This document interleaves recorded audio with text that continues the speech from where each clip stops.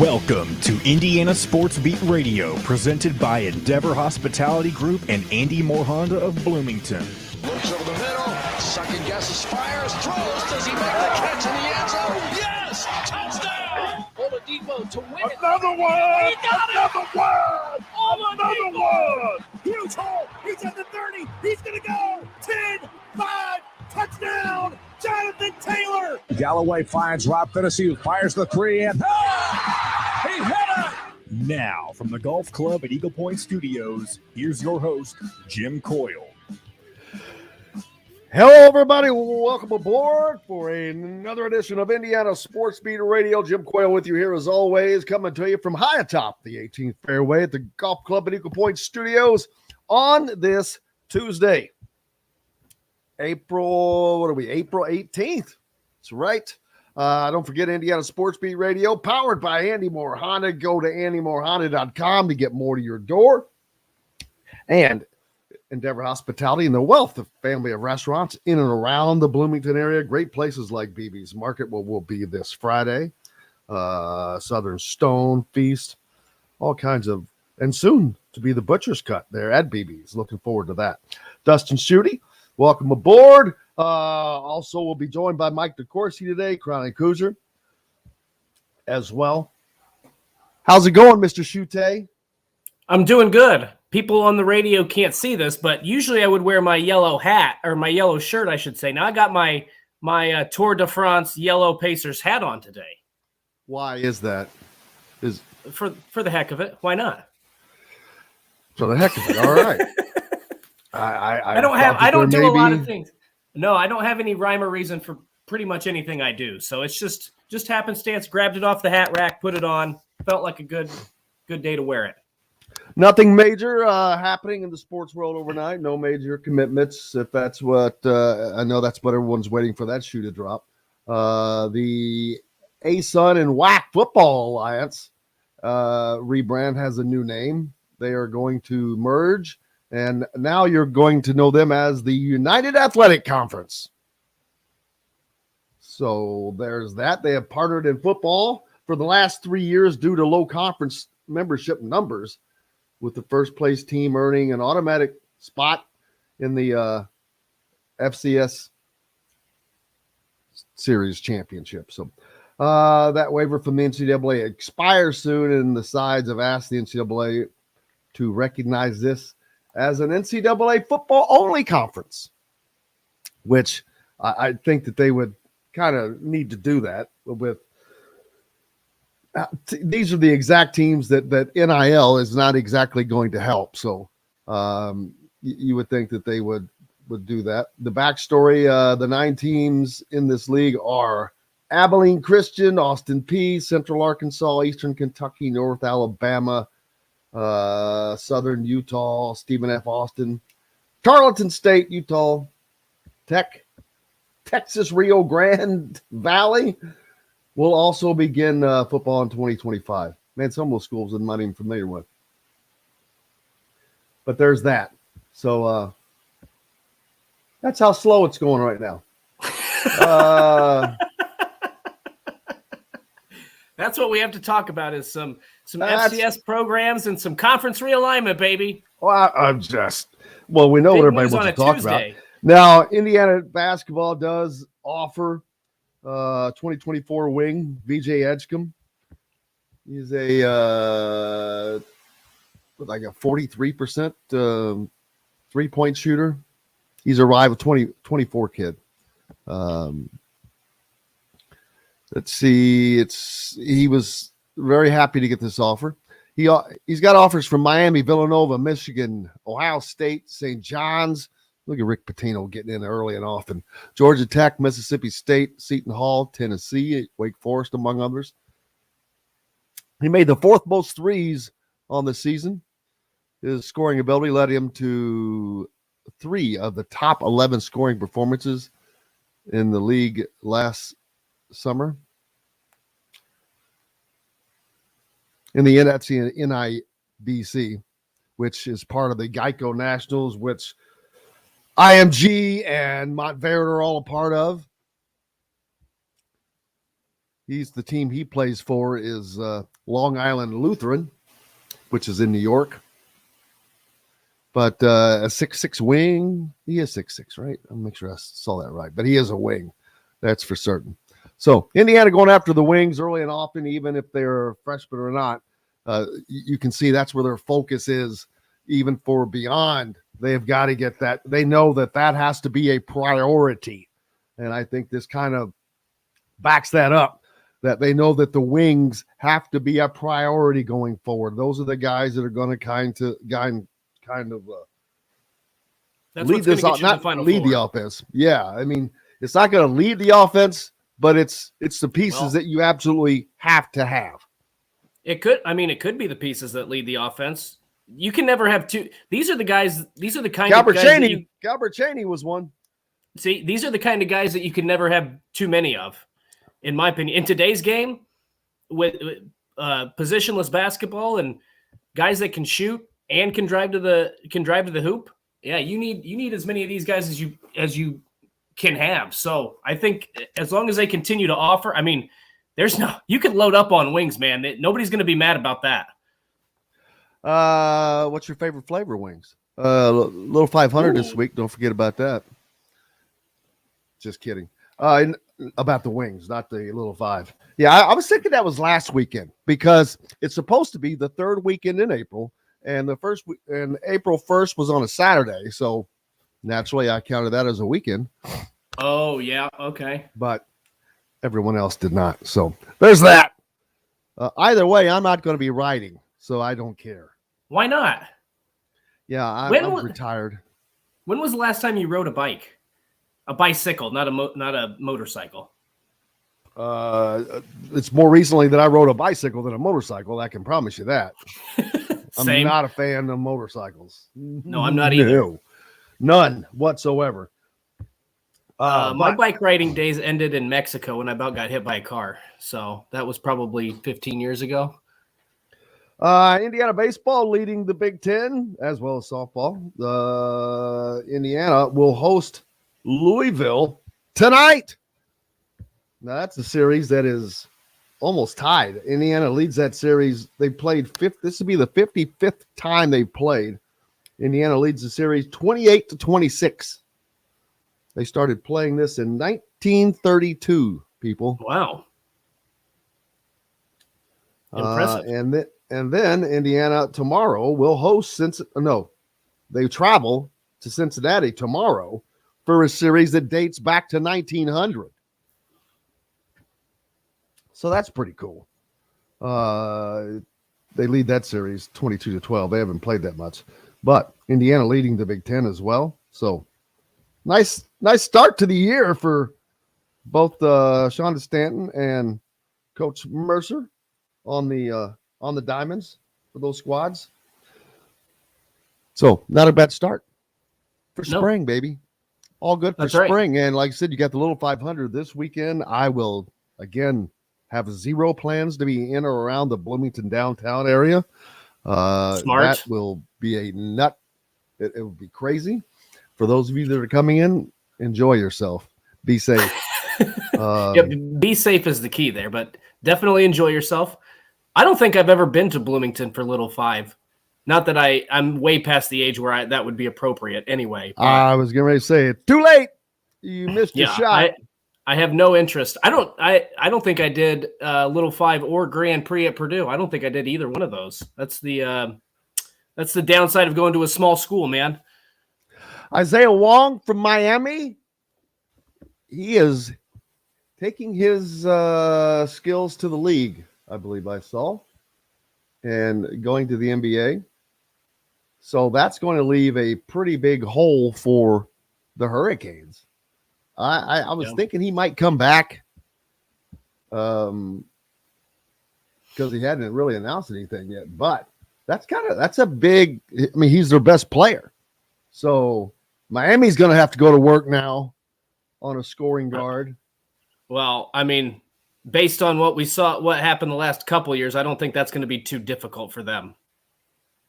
Nope, it has not. They have not had a problem doing so. Malik Hall returning for Michigan State. So a lot of people making their announcements known now either way, whether they're going. That's what we were talking about yesterday with Kevin, is saying there's going to be this next wave of names that come out now. Guys are kind of smart. They've let either things settle down or they just weren't ready. Now things have kind of settled down. Now there's more opportunities. I didn't expect Isaiah to be announcing that Isaiah Wong to be announcing he's leaving now. I thought that would have already have come.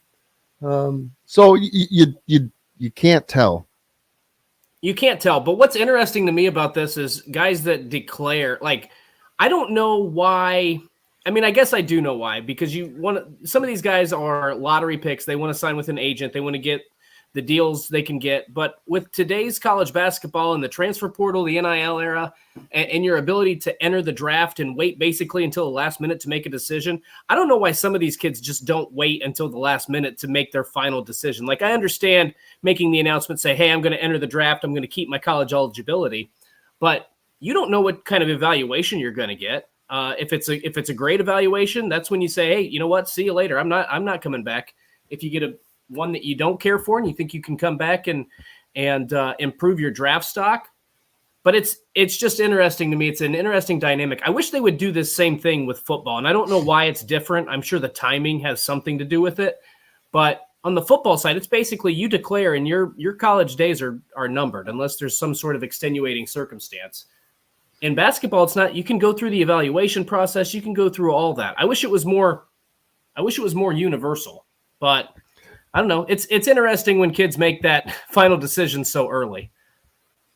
Just checking out. There's just so much going on between teams that, like I said, that continues to happen with like yesterday, Notre Dame forward, Von Allen Lubin. He entered the transfer portal. That's kind of a late entry from Notre Dame. He was just a freshman, not someone that averaged just over. He averaged 6 points a game as a freshman and 4 rebounds. So there's the I can't think of his name. There is another kid from Notre Dame that Indiana is Corin or something like that. I need a scorecard, but yeah, these names that are continuing to enter the portal now. It's not done. It's far from over. Far from over, as there are names that Indiana's already talking to that we've been talking about for 3 weeks. And those relationships, I'm a little surprised that they have not been able to get everybody on visits that they want, which they have. I think they've had most, but not everyone. But school's still going on right now. Yep. Carl points out that in the Major League Baseball draft, players can get drafted, refuse to sign, and continue playing in college. Yep. Once you enter the NBA draft, you only had, say, the NBA draft, you have a time limit before you can even pull out, before you lose your eligibility, which, right. Again, that rules are rules. Rules are some of them I just don't understand why you do it one way for one, and some I do understand because there's definitive reasons why.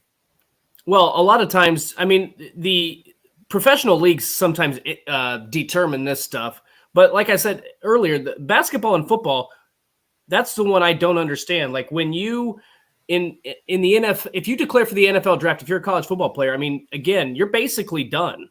Your college days are done if you declare. And maybe that's because of the agent thing. I don't know. Maybe it's because of the time difference.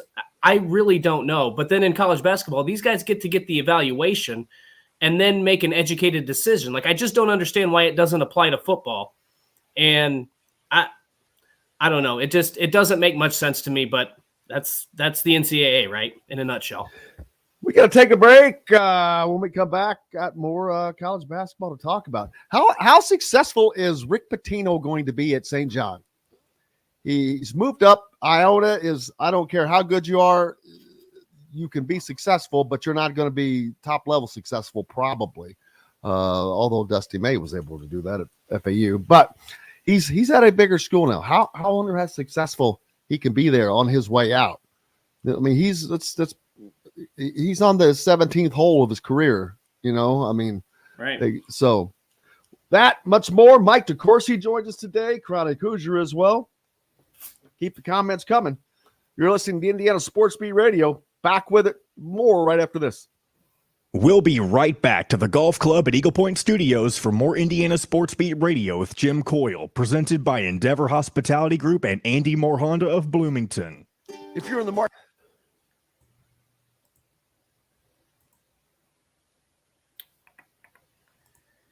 Do-do-do-do-do-do.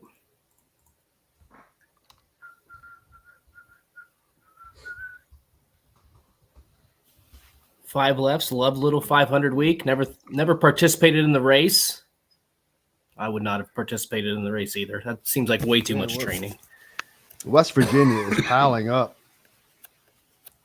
Jamie, good morning from winter wonderland known as Grand Rapids, Michigan. I would hate to be in the snow right now.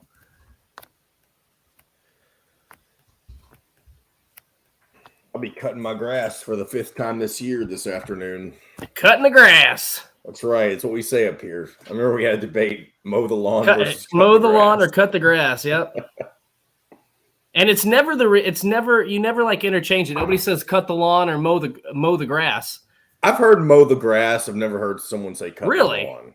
Yes. What do you say? What do you say, Mike? Mow the lawn or cut the grass? You mean like? Are you talking about things that I talk about but don't do? Is that what you're saying? Same here. Yes, mow the lawn is the way we would say it. Yes.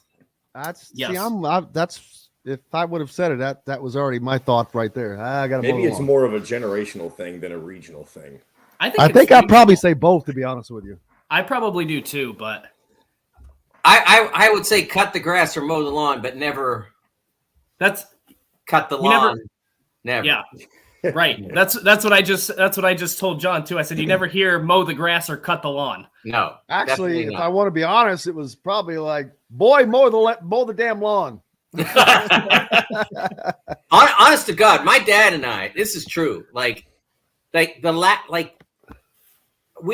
the time we got to like high school age, like when I was in high school, like we had this unbelievable relationship. The only time we fought, like in the last 12 years of his life, were when I was not prompt enough to cut the grass or mow the lawn. And there is nothing that makes an old man madder than his yard not done the way, not only done, but done how they want it done. Yeah. Yeah. Which is great. When I was in college, this is probably the last one. When I was in college, I wanted to watch the U.S. Open, and I was supposed to be cutting the lawn. Yeah. All right, here we go, guys. Metalworks Brewing Company has an updated menu, new brews, and will be offered in all Endeavor Hospitality restaurants. Come taste with Dr. Hops' Brewing. Metalworks Brewing Company. Bring your passion and your thirst. This segment is brought to you by Southern Stone Restaurant.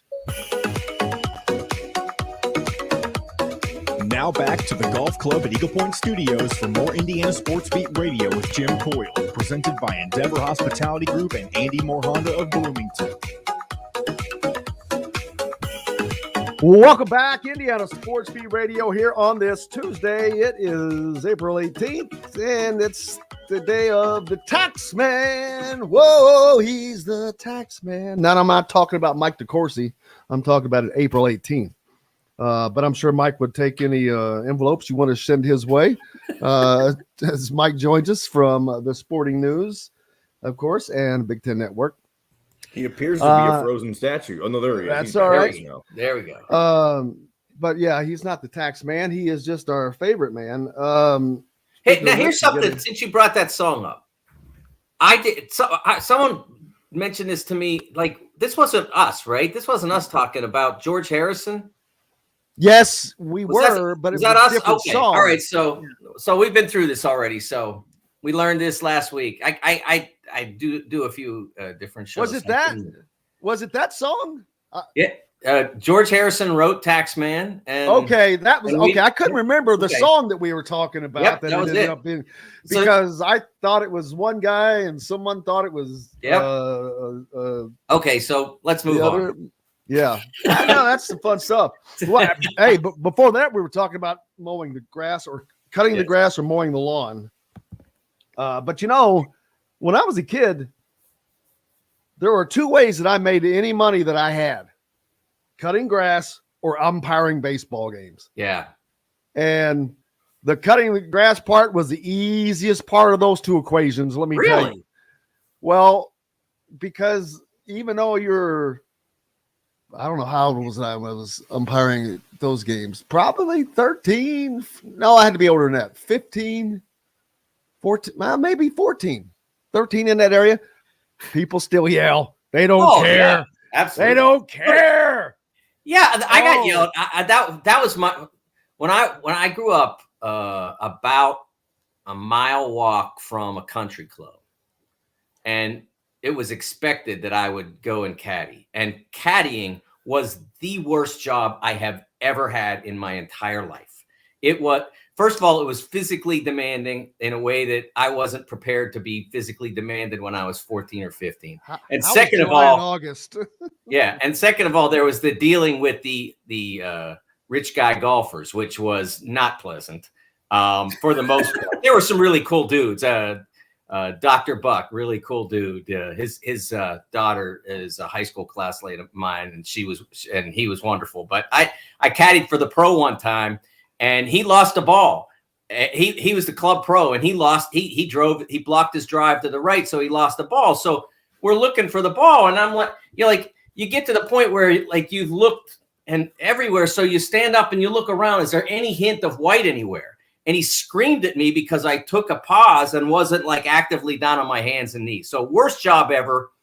And so I hit on umpiring as the alternative to having to do that. And I would much rather have a parent scream at me over a ball strike call than get humiliated like that. So they weren't even close. I didn't have any straightening out for us. Says quickly, you don't ride or push a cutter; it's a mower. Okay, that's true. So there you go. So there's that. Yeah, I much preferred that method. I will say that. I didn't have any issues with at a golf course like Mike just described. But what I will say is that I lived growing up, 2 different houses when I was old enough to mow the lawn, and we lived on this big farmland. I couldn't even tell you how big it was, just a massive amount of yard with a push mower. Oh, and that was the case until I was 17. So it would take hours upon hours on a weekend to mow this lawn. Fast forward about another year or two, and we lived in this downtown area in which there was our patch of grass was about the size of a king-size mattress, and we had a riding mower. So you look like Austin Powers going back and forth, mowing the lawn. I'm like, what did we do with the push mower? My dad's like, well, we sold it. Oh, so I got to ride out here. You look like you get the job done, but you look like the laziest individual possible because he takes 3, up and downs to mow the lawn. That's like the old. That's like the old gambling boats on the Ohio River. All they were able to do was move forward and then move straight back to where they left. They could not do anything. So that's cutting your strip. But yeah, that's we lived on half an acre and we had a riding mower. That's brutal.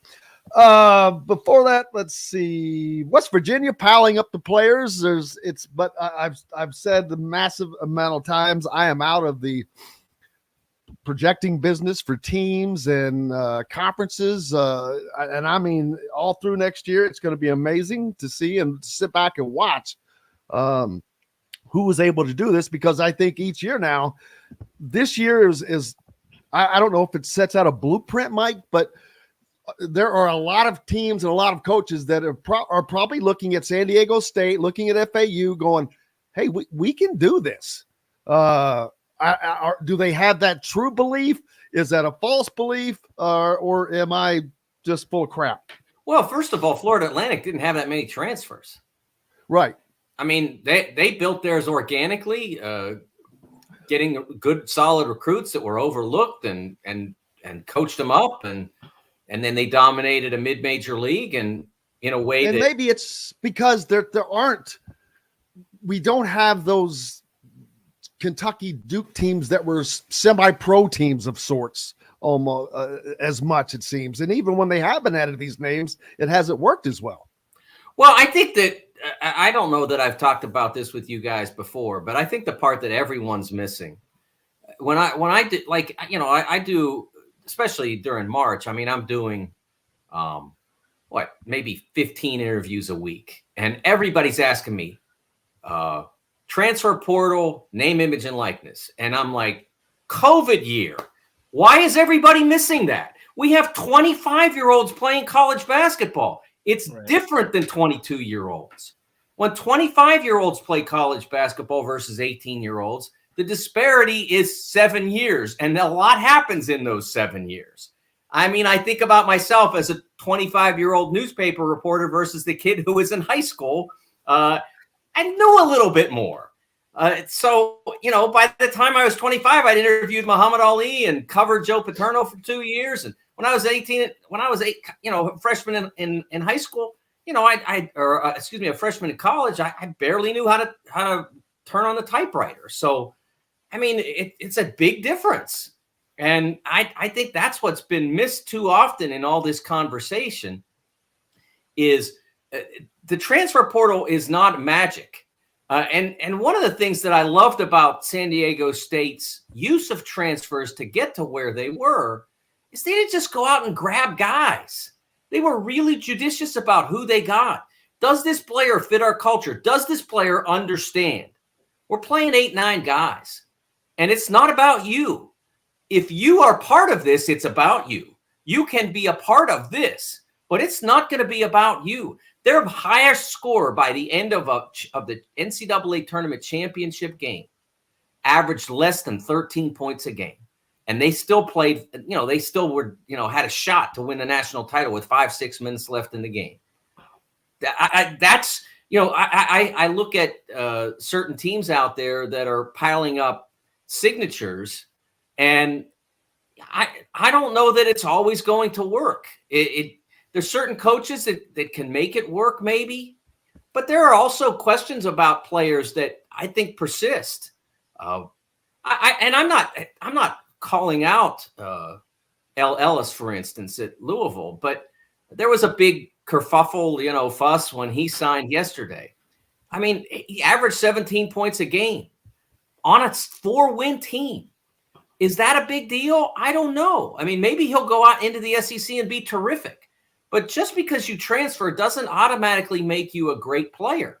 I think that's, you know, I think that part of it is becoming, everybody thinks that every single transfer is going to be magical. But there were transfers on losing teams this year too. There were guys who transferred into unsuccessful situations. Sure, Pitt and San Diego State and a lot of other success stories out there. Kansas State had transfers. But there also are sometimes mitigating circumstances to some of them, why they were where they were, why they want to be somewhere else. When it's the opportunistic transfer, the guy who thought, okay, I'm doing fine, but there's something better. How many of them made significant success stories this year? You look at Keontae Johnson. He didn't transfer because he was looking for a better situation. Transfer because he had to find a play. If he wanted to play again, he had to find somewhere else to play because Florida wasn't going along with him returning to action. Pitt, the guys they had, some of them, like one of them, Deontay Burton had dreamed of playing at Pitt his entire career, but wasn't recruited by them. Winds up at Cornell on a really good team and then does well. And all of a sudden, as a transfer, he's more attractive. I think the idea that this is a magical solution to everybody's problem, I think you can find answers in the transfer portal, but I don't think that it is a magic elixir for success in all of college basketball now. Well, and I think to that point, Mike, and you mentioned the COVID year and having guys that are a little bit older, or in like the case of Race Thompson, a decade older than some of the guys they're playing against, right? But I think that there's also something to be said for coaches that are willing to – I think that team chemistry gets overlooked. And there are teams now that there are coaches who will go out to the portal and get 3 or 4 guys to try to win immediately. There are other coaches that will go out there and say, you know what, we've got our guys. It's going to take some time, but in 3 to 4 years, this thing's going to get rolling. And I think that that's another aspect in this microwave society that we have with college basketball, college football. There's an urgency to try to go out and get the best guy in the portal or the best couple guys in the portal so you can be a Final Four contender. And I just look, because I follow them a little bit closely because I used to live there. You look at Kennesaw State, there isn't a ton of talent on that roster, but they were together for 3 or 4 years, and they went through the ups and downs. And there's something to be said for when there's that chemistry and you know what a guy's supposed to be doing, you know what a guy's thinking, you know where a guy's supposed to be on the defensive end or what he's supposed to be doing offensively, what his habits are, what his tendencies are, strengths and weaknesses. I just think that in today's college basketball, that's something that gets overlooked. Oh, I totally agree with you, Dustin. I understand why people are out there looking for players. When you lose a lot of players, and you could have a veteran versus a high school player, especially in the COVID year time, when a freshman is going to struggle to play against 24 and 25 and 26-year-old players. I can understand why the demand is there. I do think some are going overboard. I see particular players change teams that why is Ryan Nembhard leaving Creighton? I mean, like what's that about?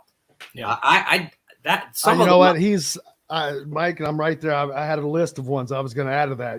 Nembhard, Caleb Love at North Carolina, Chris A from Arizona, from Arizona. There are just some guys that you're like, really? What? Why? Well, I'm not surprised by Caleb Love. I'll tell you that. There were significant chemistry issues within that team. Their failure this year was not an accident. There were chemistry issues within that team at Carolina that were profound and needed to be addressed. And so they have been. Krisa, I was really surprised by. I'm not sure, again, a guy who started every game for 2 consecutive years. For a really good team. Yeah, for very successful teams. Arizona won Pac-12 championships in both of those years. I think the one year they swept, and the other year they got the tournament. And they were a 1 and a 2. So those transfers surprised me, and I still don't know exactly what that's about. I mean, Tom Schutte, my friend from the Omaha World Herald, been a columnist there now for 20 some years, got to sit down with Greg McDermott and tried to find out, what's that about? And Mac wouldn't say anything particular about why Ryan left. He did say that he was surprised by it, but that he said basically that's, this is the era now, so I got to go find myself another point guard is basically what he said. Well, speaking of that, we mentioned earlier, Miami, of all teams, is in that position right now with Isaiah Wong entering the draft, their best player. I was thinking that he was going to come back because I was like, oh, crap, Miami is going to be freaking loaded next year. But that may not be they're back in the position of what they need to do. And people are not hearing a lot about Indiana, and they're all up in roars, but I'm starting to wonder that they must be, or either feel they're in probably pretty good shape with the guys that they've been talking to, because there's not a lot of new information coming out. There's not a lot of movement. I think that Mike Woodson had a new knee surgery here a week or so ago as well. So I'm just wondering if they're feeling comfortable with the guys that they're talking to already, because they haven't gone anywhere, but we don't know anything. And that's the thing, but we haven't heard a lot of names that Indiana's new with. The newest one was potentially Ellis, just because he became available. Of course, he's off the market already, but I'm just starting to get that feeling that Indiana is either very comfortable or they're very in a lot of trouble. Well, it's hard to say. I mean, there still are targets for them that have not committed. Hunter Dickinson being one of them. I still kind of feel that Hunter's going to go back home to Maryland, but the fact that it hasn't happened yet is suggestive that he's at least open to the others on his list. I mean, he's considering all options.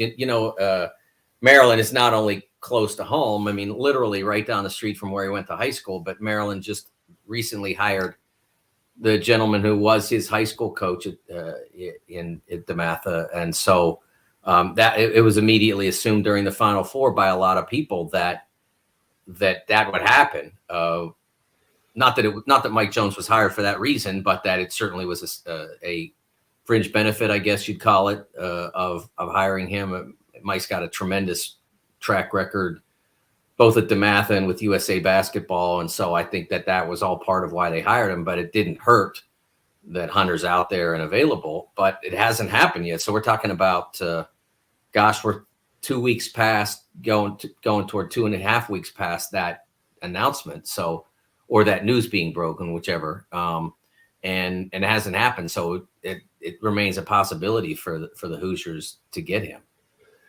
Now, Maryland, I've said I'm out of the prediction business that I am, but boy, let's say Maryland was able to get Hunter Dickinson.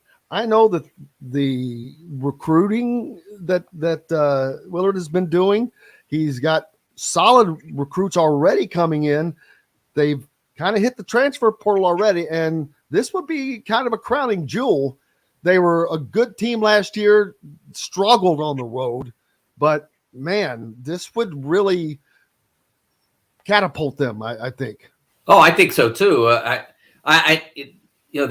When you start with the fact that Jameer Young came back for another year, and that's to me more important than almost than anybody they could sign. You're talking about a guard who averaged nearly 20 points a game toward the end of the year. Julian Reese, I'm not sure what his situation is. I have not heard, not because I just haven't heard anything on him. Even though, he's got plenty of eligibility and such, I assume he'll be back, but those assumptions don't always work now. And Dante Scott's announcement that he's going to return. Dante brings a lot. I mean, he's a low maintenance player. You don't have to throw him the ball for him to be productive, but if you do, he can be productive. So having him back is really important. And really the only huge loss to date has been Hakeem Hart deciding to move on. And I think he's someone that they can replace. He was a periodic contributor, but I think they can replace him. So that's a team that if they were to add Hunter could be really fearsome in the league, along with teams like Purdue and Michigan State, a few others that, could still set themselves up for that kind of success. We've got to take a quick break. Mike DeCourcy from the Sporting News and Big Ten Network is with us. When we come back, I want to talk about, and I said this earlier, and I noticed you have a piece up there, Rick Pitino. I think he can. This is his last hurrah, and I know how good of a coach he is, and what can he get done there? That you've also got a piece about 7 impactful NBA draft decisions coming up as well. We'll talk about that. Mike DeCourcy with us from the Sporting News. Back with more right after this. We'll be right back to the Golf Club at Eagle Point Studios for more Indiana Sports Beat Radio with Jim Coyle, presented by Endeavor Hospitality Group and Andy Moore Honda of Bloomington. How badly does Rick Pitino want to just go out with, and I don't know what would be, but because I'll be honest with Jim, I don't think he even thinks much about out. You know what I mean? I don't disagree with you because he is just boom coaching the next game. This dude has got energy for, how old is he now? Is he 70? He's, I think, 71 going on 72. I don't know his exact birthday when that happens. Let's see here. No, he's 70. I'm sorry. I thought he was 71 already. I mean, he's as energetic as any 70-year-old I know. Yeah, he'll be 71 in September. I've always loved watching him coach. I've always been a big fan of him, but it doesn't matter. I respect and enjoy. No, I just was always on the other side a lot of times, but God, I love watching him coach because you can just tell he is just reading. I tell you who he reminds me of. Have you watched the series Winning Time yet? Winning Time. It's on HBO. It's about the advent of the Lakers championship run when Dr. Jerry Buss. It starts with them trying. I have not watched that. Oh, no. Mike, you will love it. You've got to watch it. It's pretty cool. Because I learned so much about. I wasn't a Lakers fan, and even though I was kind of a kid growing up, I didn't know all the backstory. Jerry Buss and Dr. Jerry Buss, and he is an amazing figure in and of itself. And John C. Reilly does a great job. But they show who was the coach that got hurt riding the bike. Jack first McKinney. coach, Jack McKinney. And so they show him at one point, and he's just looking, and just all these formulas are floating around him. That's how I see Pitino. He's just always, he just sees everything and formulate as the game is going on. He's just one of those special people. Knight was one of them. They just have this brain that works in a way that allows them to do things and see things, anticipate things that other people just can't. Right. Absolutely. Larry Brown's like that too. Absolutely. Yes. It's amazing to me, but his energy though, my gosh, the dude, it looks like Dusty May burns half the calories Rick Pitino burns during a game. I will promise you that. Dusty's the opposite. Here, Dusty is a protege of Bob Knight, as one of the calmest guys on the sideline I've ever seen in my life. Yep, absolutely. All right, here we go, guys. It's a week. That's right. It's the fastest, simplest, and easiest way to avoid decision fatigue. You pick your plan and pick up at BB's Market with no extra charge. So leave the heavy lifting to us and enjoy healthy eating with stocked meals in your fridge. Order online today at thefreshfork.com. Fresh Fork is a proud partner of WOW Network. This segment is brought to you by RE/MAX Advanced Realty, Indie Home Pros team by Cheryl Sizemore. Now back to the Golf Club at Eagle Point Studios for more Indiana Sports Beat Radio with Jim Coyle, presented by Endeavor Hospitality Group and Andy Moore Honda of Bloomington. Welcome back, Indiana Sports Beat Radio here on this Tuesday, April 18th. We are fortunate to have the great one with us, Mr. Mike DeCourcy from Sporting News, Big Ten Network, as well as our good friend Dustin Schutte sitting in with me as always. Mike, you had a piece up, but I was already mentioning Rick Pitino at St. John's. Boy, you talk about putting him. Is there a more fitting place for him to end his career? If this is the end of his career, God knows he could outcoach God. Who knows? He seems like he could last forever. This man is 70 years old and has the energy of any, as much as any young coach going right now still. And in the break, I was talking to Mike that he reminds me of Jack McKinney when they're in the TV series Winning Time. He just sees the game with all these formulas floating around. And that's how I see Pitino. He has one of these brains that is just one of the most intellectual ever for college basketball, along with Bob Knight. There are some guys that have just transcended this game in this sport. College basketball doesn't always work at the next level. Everything's different, but for that level, man, and he loves it. He just, like, you can tell he still loves playing, whether it's chess, whatever. You can tell he loves that competition. Yeah, I think that you're talking about one of the best tacticians in the history of the game. I say there's never been anybody better. There may be some tied for first, but from a tactical standpoint, and fans, the public, tend to equate tactical excellence with coaching excellence. And in college basketball, that's not 100% true, because what it misses is that the college basketball coach has about 15 other jobs to do at the same time as tactically dealing with a particular game. They play 35 games a year ballpark, and that's 2 hours times 35. So that's 70 hours out of a year. Those are very important 70 hours, but there's so much else that a college basketball coach has to do. Even now with people like Villanova and Duke hiring general managers to help run their programs. I mean, let's be honest, the head coaches are still the GMs. They're still the highest player personnel executive in those programs. I mean, you're hiring a general manager and you're calling him him or her a general manager. Duke's GM is a woman. You're calling them GM, but they're not telling the head coaches who is going to be on the team, who to recruit or whatever. They're just helping facilitate all of the various moving parts.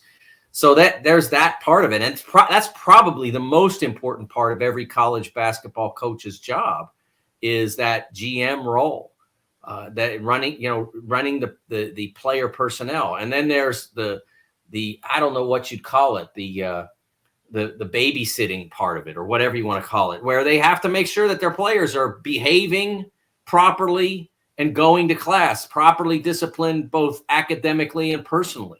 There's so many different parts of it. But when you get down to just those 2 hours, or the 3 hours in practice in terms of player development, Pitino's as good as there's ever been in both of those categories.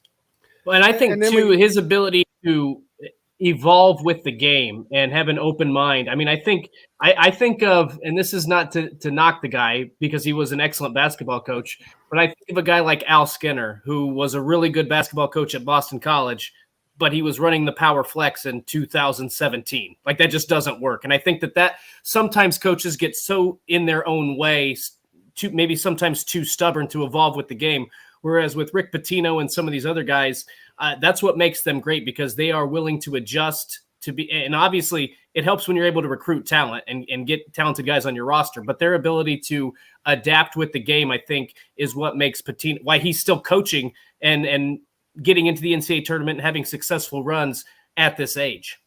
Yeah, I mean, Pitino, you look at someone that was decades ahead in embrace of the 3-point shot. Right. And even he, it was more profound than everyone else, which gave them advantage, which helped them get to the 87 Final Four from Providence. Their success with the 3-point shot. But obviously what Steph did and Steve Kerr did in the latter part of the D10s. What do you call them? The O's? I don't know. The aughts. They're the aughts. Yes. How do you? I was trying to do the thing. How do you write out 20 teens the other day? I was trying to write. I just wrote 20-teens.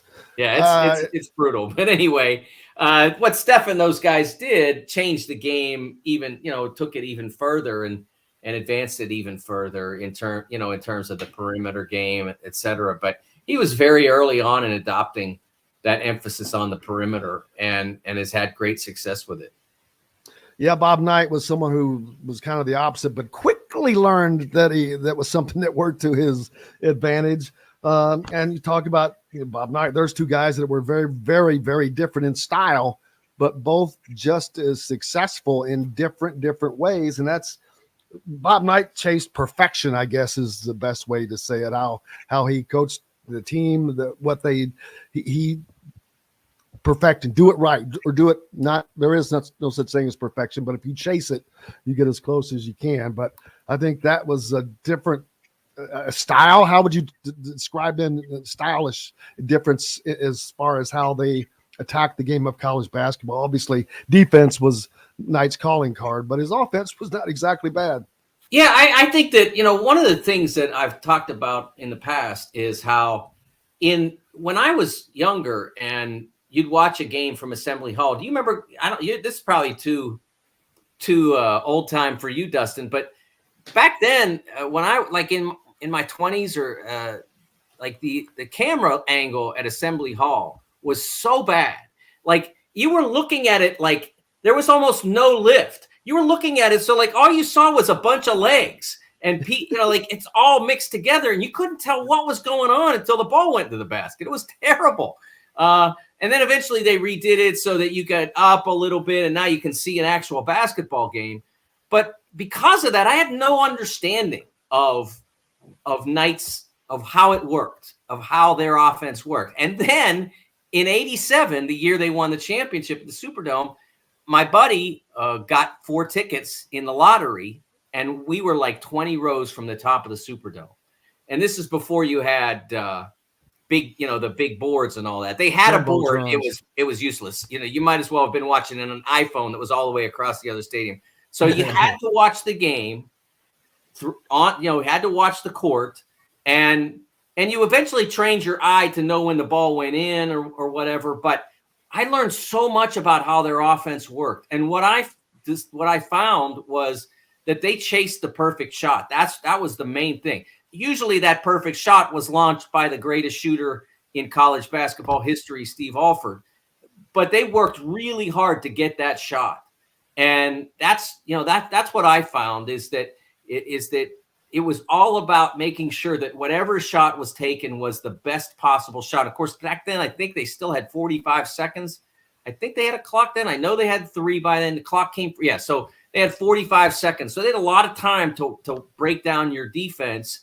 And they were going to use it if it was necessary. They didn't play slow, but they were gonna work every screen and every angle until they got the exact shot they wanted. And to me, that was what Bob's offense was all about. I honestly thought that their offense was even better designed than their defense. Their defense got all the pub and all, but their offense was. It's probably easier to design a terrific defense than it is a varied and multiple offense. And I thought what I saw that weekend was extraordinary. I mean, they had the 90+ point game against Vegas. That was just one of the best college basketball games I've ever seen. And then the terrific game against Syracuse that came down to Keith Smart's shot. And one of the most vivid memories that I have is of looking, and you'd see Steve Isle standing on the left wing, and you're like, what's he doing there? And then Steve Alford's like on the right baseline, and you're like, after a while, you knew why he was standing there, because Steve was going to come running off. Somebody was going to pick off on the baseline. Somebody was going to pick off his defender, and then he was going to run up and curl behind Steve. And there'd be by then if Steve had to block anybody, the help was never getting into the play, and there would be a curl jump shot from Steve. It was a beautiful thing to watch for someone who was learning, who loved basketball and was learning the complexities of the game at that point. Yeah, the defense takes pure effort, but offense took decision making for Bob Knight. That's what it was based on. We saw Joey Baker, the Michigan transfer Duke player. His request for an additional year was denied a few days ago. And so everyone's still waiting for the Xavier Johnson decision. One of the differences I see was that Joey Baker was trying to get his first year back from 5 years ago after playing in 30 games a year for the last 4 years, as opposed to Xavier Johnson's just trying to get his last game back. One of his other seasons during COVID, I think he only played 16 or maybe it was 18 games that season. So some differences there, but again, I don't think we can go to the COVID to that 16 game season as a guide because there were reasons why he didn't play that year. Right, and it has nothing to do with total number of games in your career. So right, it all comes down to whether they're willing to be lenient. I think it's first 10 games versus 9 games or 11 games versus 10, whatever it is. It's the 9 minutes that he played in that Kansas game. Yeah, it's the minutes. Yeah. So that's the question. And given the lenience with so many other circumstances, I don't know why you wouldn't at that point. I mean, when Joey burned his redshirt year as a freshman, I mean, he understood what the consequences would be.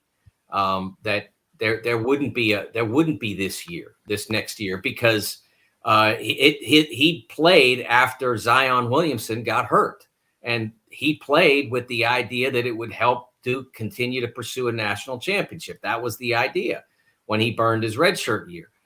So you can't. That's trying to have it both ways to an extent.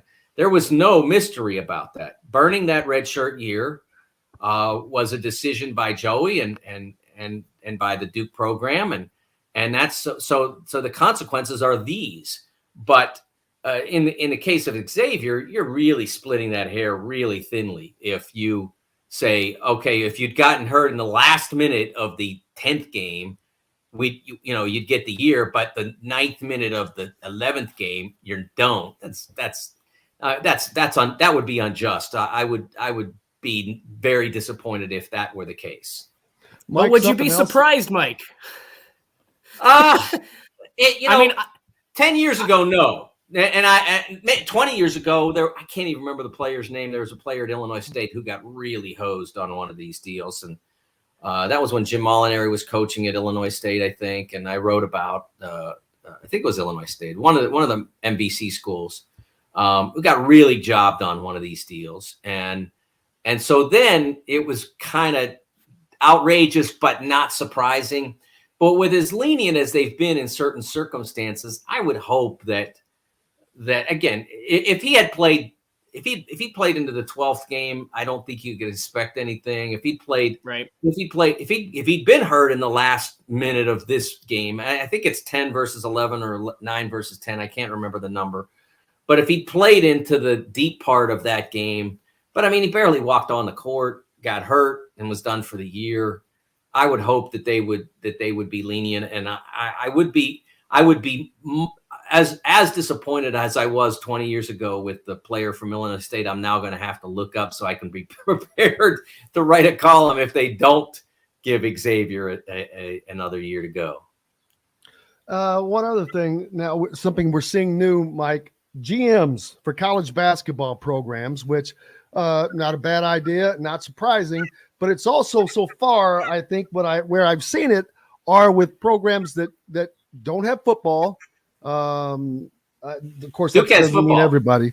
So Duke just named. I didn't see theirs. No, they've had a GM for about a year. I don't remember her name, but they do have they've had a GM for more than a year.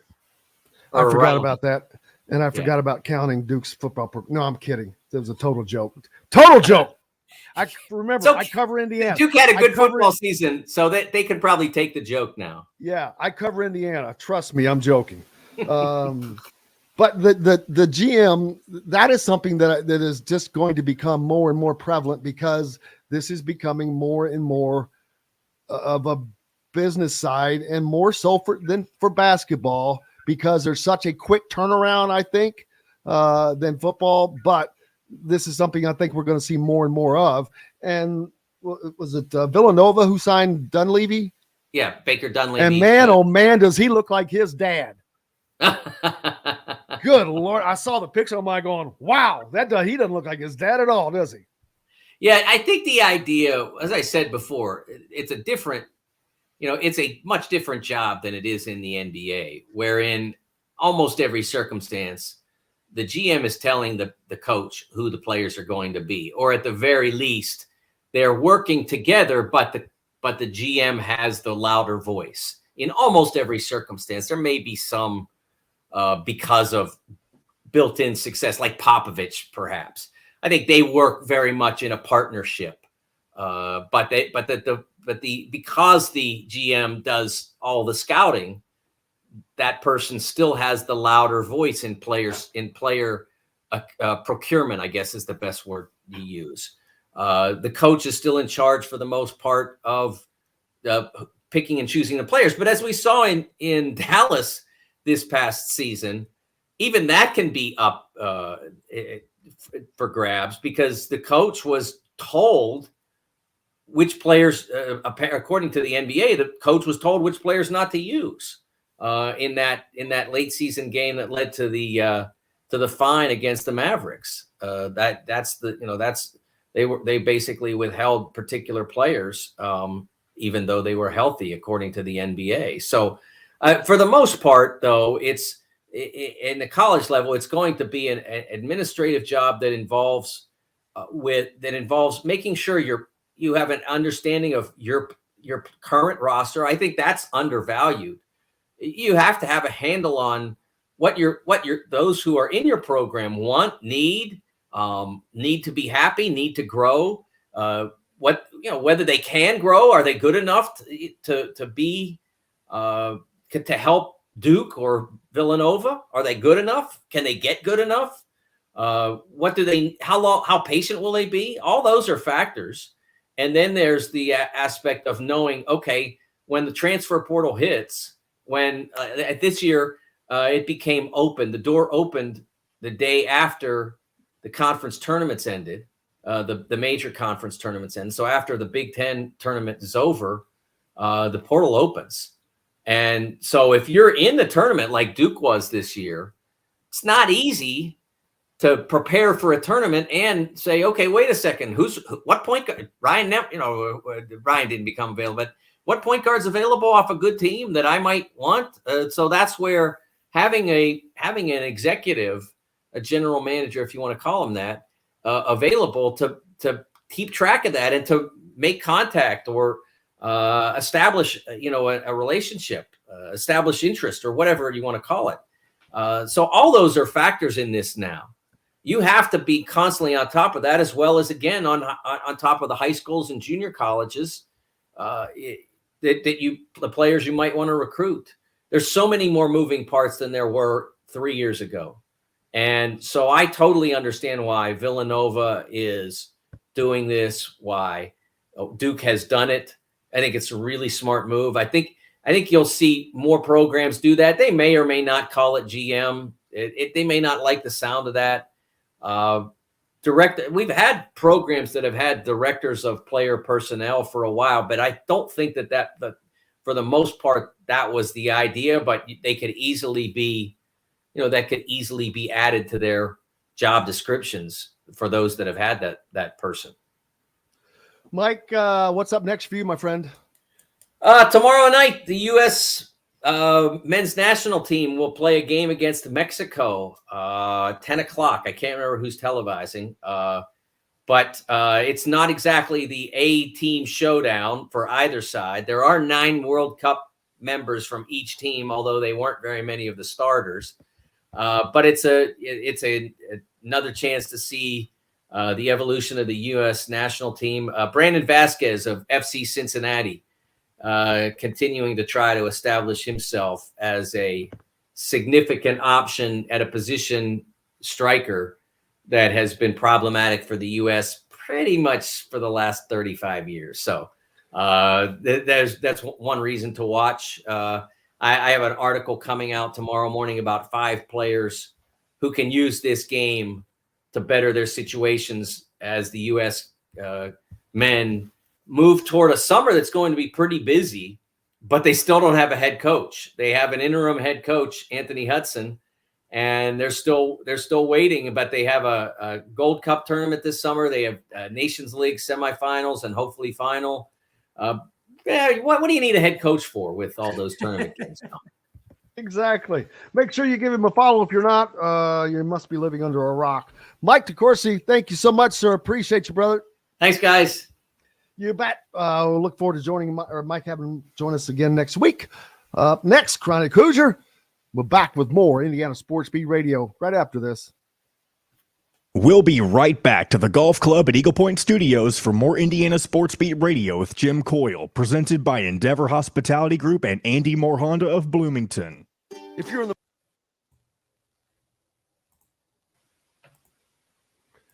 Okie dokie. Right. This will be, pretty short segment. Is this open? Yeah, for a few minutes until 9:50. Oh, yeah, it's open. I don't know why I can't. What do you want to talk about? You got something on your mind? Huh? I don't have anything on my mind. There we go. Well, I was just gonna say I can jump off at 9:50. Because I'm not gonna have anything to add. Yeah, I'm not gonna have anything to add in that conversation. I assume it's gonna be all IU recruiting. No, not necessarily. I'm going to talk more about this GM role.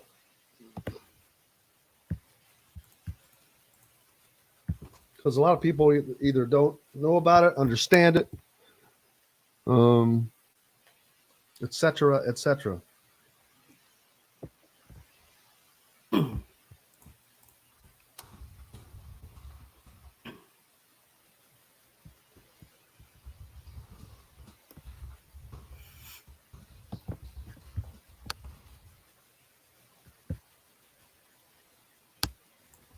Boo-doo-doo, doo-doo-doo.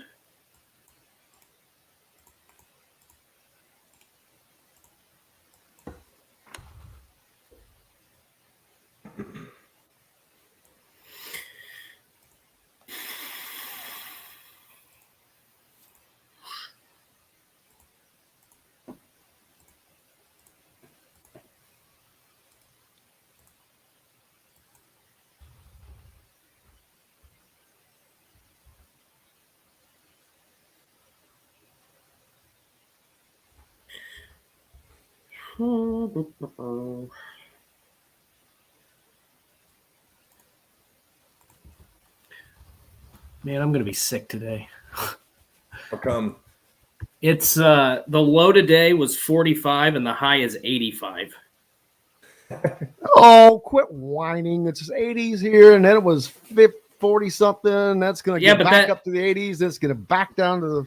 That type of temperature swing in one day gives me fits, let me tell you. Always has. Fits. Always will. Gives me fits, I'll tell you. We're not going to take it, SEC. We're not going to take it.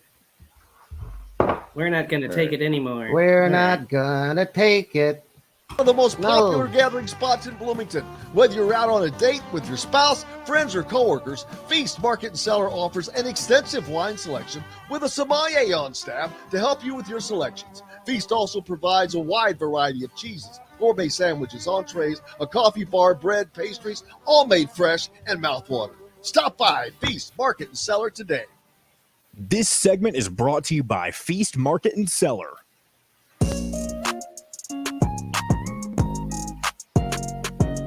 Now back to the Golf Club at Eagle Point Studios for more Indiana Sports Beat Radio with Jim Coyle, presented by Endeavor Hospitality Group and Andy Moore Honda of Bloomington. Welcome back. It is Tuesday, April 18th. Hope you're doing well. The Reds, they're still last. Did we think that would change overnight? Breaking news, the Reds are still last. No, I did not think that was going to change overnight, but the Braves have won 7 straight. Cooking right now. They're 9-1 over the last 10 games. Yep. Yeah, they're on a heater, baby. They are on a heater. Ooh, they look good. K-Bro won't like that because his Mets have gone 7-4, but they've lost 2 games to the Braves. But guess what? All you Cardinal fans, guess who's in dead last in the National League Central by a half game? That's right, the St. Louis Cardinals. Oh boy, Jennifer's not gonna be happy with that one. Are we going to have a battle royale for last place in the National League Central involving the Cardinals? How is that possible? The Cubs are currently in second, by the way, with they've been playing well. Mike's Pirates right there in the middle at 10-7. That's kind of an upset. Wow, the Pirates have a winning record. See, that's kind of an upset. Yeah, yes. It is for the moment. The Diamondbacks leading the West. The Dodgers they're a game under 500 early in the season, but every team minus the Diamondbacks in the National League West is under 500. That was one of the strongest divisions in baseball last year, I thought. Let me just tell you, it caught a lot of criticism, and some fans still don't like it. What is it? I was about to mention, this was a teaser. I love the pitch clock. To have baseball done in under 3 hours? Well, yeah, of course. What's not to like? Well, I mean, some people don't like that it speeds the game up or that we've had issues. But to that point, they implemented the perfect amount of time. And I believe the other day there has been less, as of this was probably on Sunday, there has been less than 1 violation per game. So even then, it's not really affecting. I think a lot of people thought the way the game was played, making these players adjust, it was gonna slow down the game because you would have so many violations because players just weren't used to it. But less than 1 violation per game, it's speeding up. I think the average time is like around 2 hours and 40 some minutes as opposed to 3 hours. Like I think it's cut a half hour off the game. So I do like the pitch clock. And now we just need to get rid of those stupid MLB blackouts. Once that's gone, then baseball will be flourishing. Be forever better again. It's never going to overtake the NFL, but. Well, we've got AAU that will be starting as soon as actually it's already started. We had the event up in Indianapolis last weekend. So it's already on its way, but it really doesn't get going until high school gets out so they can get at it. But we've got to take a quick break. We've got lots more coming up. Chronic Hoosier joins us. Back with more Indiana Sports Beat Radio right after this. We'll be right back to the Golf Club at Eagle Point Studios for more Indiana Sports Beat Radio with Jim Coyle, presented by Endeavor Hospitality Group and Andy Moore Honda of Bloomington. I did not see that. Hey, Chronic, how are you, sir? What's going on, gentlemen? It's a beautiful Tuesday in Bloomington. It is. Enjoy it while we got it. Yeah, it's a little bouncy right now. Looks like it's going to be a sloppy little 5. Oh, yeah, I didn't look out that far out. That's not good. That'll make for an interesting race. Yeah, and even more interesting evening festivities. Oh, yes. Boy, Which is what we're all talking about. But, it's a perfect time to be out on a porch or in somebody's yard. And everything gets so jammed up. There's just not enough indoor space when you get this many people in town and you take the outdoors out of the picture. Yes, sorry, Bob, because it's about, 3 times the size? I think it doubles. I think town doubles. Little 5 week last. I can't remember how many years ago I saw some, tourism impact study or survey or something. That's a lot. The cops triple. They won't have to worry about me, baby. Fish in a barrel. They will not be worrying about me. True story. My only citation in my entire time in Bloomington, little 5 week, my freshman year, I got popped for a minor in possession because I stopped a 6-year senior and some of his buddies who had returned from driving unconscionably drunk to Big Red. I was like, no, you just let me drive. And they followed me back to the house, gave me a ticket, and dumped out $300 worth of booze. Could have been much worse. But yeah, that stinks. My only violation in Bloomington was for doing the right thing. No good deed goes unpunished. No, it doesn't. Only known violation, right? That was you will not find that on my record. That got deferred out thanks to a healthy deposit to the Monroe County Prosecutors Fund.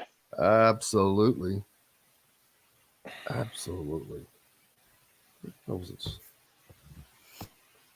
Yeah, I was thinking, I got confused thinking it was last weekend. I'm like, how in the hell are they going to have this with all this sports going on that Indiana had going on? Because April 1st was a Saturday, so I was counting that as the first weekend. Yeah, I think if memory serves, they tried that. Was it Tom Allen's first year as head coach? They tried doing the spring game on Little 5 Saturday, and it was an abject mess. I can imagine. With a Southern charm at 2-star prices. Southern Stone Restaurant is part of Endeavor Hospitality's Wow Club. This segment is brought to you by Andy Moore Honda of Bloomington. Now back to the Golf Club at Eagle Point Studios for more Indiana Sports Beat Radio with Jim Coyle, presented by Endeavor Hospitality Group and Andy Moore Honda of Bloomington. Welcome back on this Tuesday, April 8th, to the Golf Club at Eagle Point Studios. Jim Coyle with you along with Dustin Schutte, joined now by Chronic Hoosier. How are you, sir? I'm doing well, man. Glad to be back. Thanks for having me. It's an absolute beautiful day here today in Bloomington with a lot going on this weekend. A lot of sports on the calendar last weekend, and I was in the break. I was saying I was thinking that Little Five was last weekend. I'm like, how the hell are they going to get all this in? But thankfully they did not. Last weekend was baseball was playing, softball was playing, and the spring game, which has come and gone with Indiana has not named a quarterback, which has become kind of a yearly, an annual thing now. But I actually believe this is as true a quarterback battle as they probably have had for a while, because I honestly believe they may not they actually don't know. Yeah, and it's probably the most promising sign. Tom Allen mentioned after practice they're not carrying any long-term injuries. So you've got the full assortment of talent. It's just a matter of sorting it out and figuring out how it stacks up alongside one another. So hopefully promising signs in the backfield, but I am probably less concerned about who's under center taking snaps than I am how effective those big guys are in front of them. But there's certainly some promise going into the season with a new offensive line coach. Interesting to see how that all shapes up, because at the end of the day, as we've said since the beginning of time, it doesn't matter how great they are in the backfield if you can't keep them upright or can't give them a pocket. So hopefully hope springs eternal over there at the Rock, because I don't know that Tom Allen's got another season like the last two in the future if he plans to stay in that position. But that's Indiana football in a nutshell right there. Everybody's undefeated. Now it's time to do some work when the lights are off and just see what kind of a product they can put together come fall. Yeah, the one thing I will say is there's not a lot of expectations going into this season after a season of heavy expectation, then a season of hope. Now it's kind of like no one really knows. So that's good and bad, I guess, for Indiana, because you can only go up. Well, I don't know that it's how do I say this? I mean, there's a lot of, don't get me wrong, there's going to be a lot of pressure on Tom Allen to not have this season look like the last two. But I also feel like at the same time, if you can get to 5-7, and I know everybody wants bowl eligibility, and it just looks better than it has the last 2 years, like if you are more competitive, like I go back to 2000, what was Tom Allen's first year, 17 and 18, when they just narrowly missed bowl games, like it came down to the final game. Those teams were fairly competitive in most of their games. I feel like if they can get back to that level, even if they're not bowl eligible, that would be enough to give Tom Allen more time. That's just my opinion, but that's what they need to get back to, because I don't think there's any thoughts about 2020, rising from the ashes again.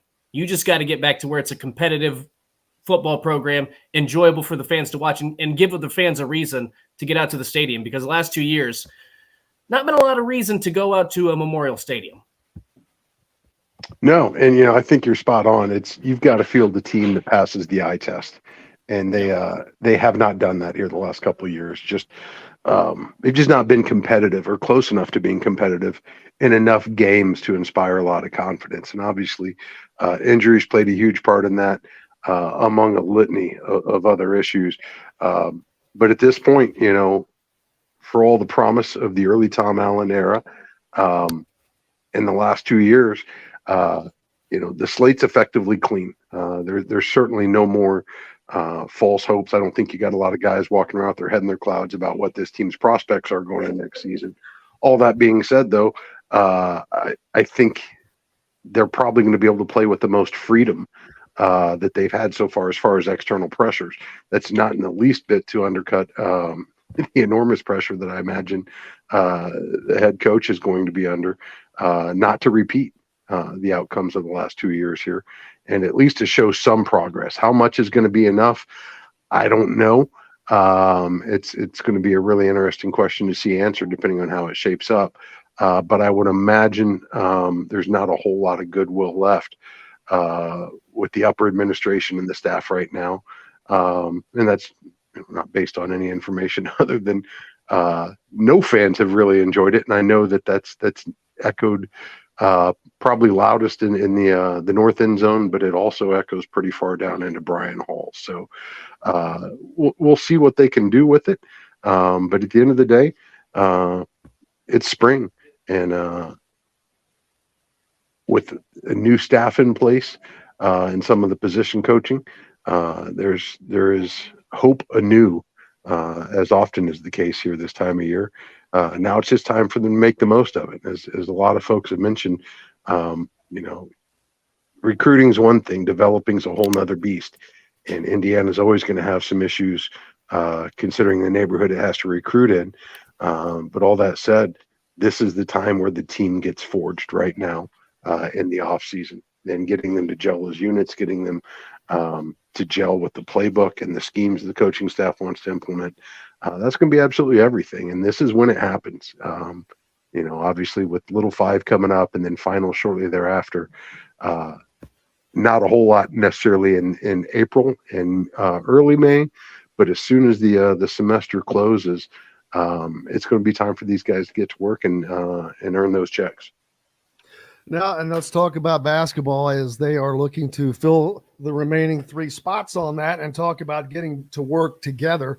That's something that Mike Woodson would like to see happen as absolutely soon as possible, as soon as the school year has concluded and the new guys can complete their schooling where they are so they can get over to Indiana, to Bloomington. That likely won't happen until sometime in June, but they don't even know who these 3 guys are yet, although I surmised, I'm just thinking, with not a lot of happening, we're not hearing much new.